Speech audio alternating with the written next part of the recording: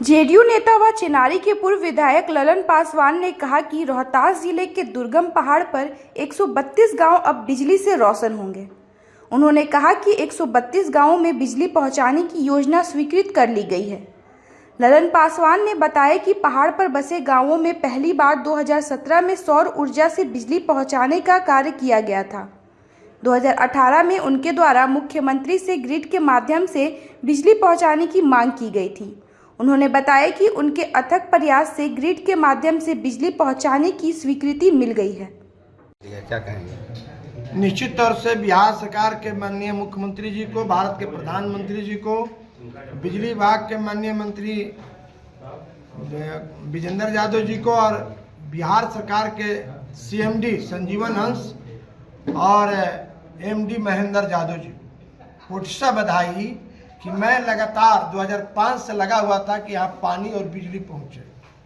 अभी तक सड़क एक अधौरा पर पड़ा है और पहली बार 5 जून को 2024 को भारत सरकार ने सेंचुरी, पूरा कैमूरांचल है उस सेंचुरी में स्वीकृति दी है वन विभाग ने, और बिजली विभाग ने 117 करोड़ का अब निविदा निकाल के वनवासी आदिवासियों को अस्थाई ग्रिड से बिजली देने का काम करेगी। इसलिए वनवासी आदिवासियों का जीवन का बेहतर बन जाएगा।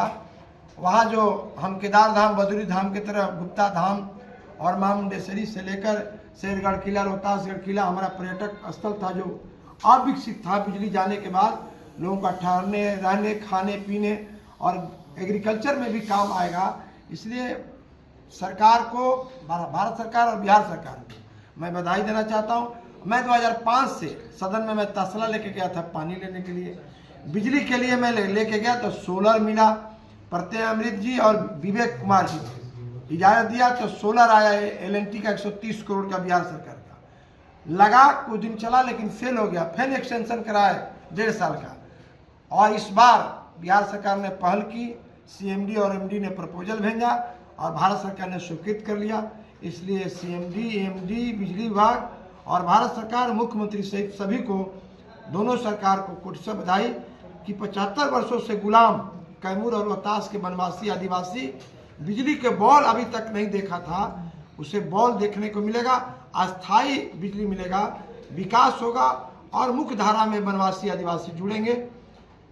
इसीलिए पुनः बधाई देते हैं। कहाँ तकनीकी आ रहा था जिससे कारण रुकावट आ रही थी? सेंचुरी के चलते रुकावट आ रही थी। टाइगर प्रोजेक्ट है, पूरे कैमूरांचल सेंचुरी है, जिसके चलते दुर्गावती पर भी समस्या आया था। तो ग्रीन बेंच ऑफ इंडिया से हम लोग जीते थे, तब भारी झंडी मिला था। इस बार भारत सरकार ने, तो हमने कहा था कि या तो बिजली और सड़क दीजिए रेवेन्यू गाँव को, अन्यथा हमें विस्थापित कर दीजिए दूसरे जगह। तो इस बार हमने पत्र में लिखा था या तो विस्थापित करिए या नहीं तो हमको दैनिक जीवन का जो अधिकार है उसको दीजिए।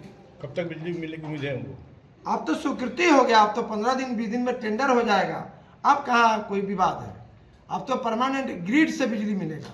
हम लोग तो आग्रह करेंगे कि पहाड़ पर ग्रिड भी रोहतास और से ले जाकर नहीं कि समौता से ले जाइए, अस्थाई कैमूर पहाड़ी पर एक ग्रिड दे दीजिए।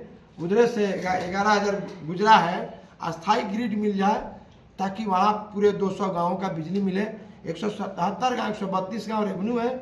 ऐसे मेरे जानकारी से 80 गांव तो नौहट्टा, पिपरडी, रोहतासगढ़, पिपरडी का 80 गांव मेरे हैं, जिसमें 15 गांव सिर्फ रेवेन्यू है, रेवेन्यू गांव, बाकी छोटे छोटे 80 टोले हैं। मेरे चिनारी प्रखंड के पिपरडी आपको औरैया, भुड़कुड़ा, उदग्गा, सासाराम ब्लॉक का दरगांव पंचायत का आपको है गोरिया, भोखड़वा, चपरी, नकटी, भमनवा, हमारा एक फुलवरिया है। तो कई गांव है। और वनवासी आदिवासी जो लंगे धरंगे काले, आज खबर छपी है, देखे होंगे कि वहाँ स्वास्थ्य की ऐसी सुविधा है।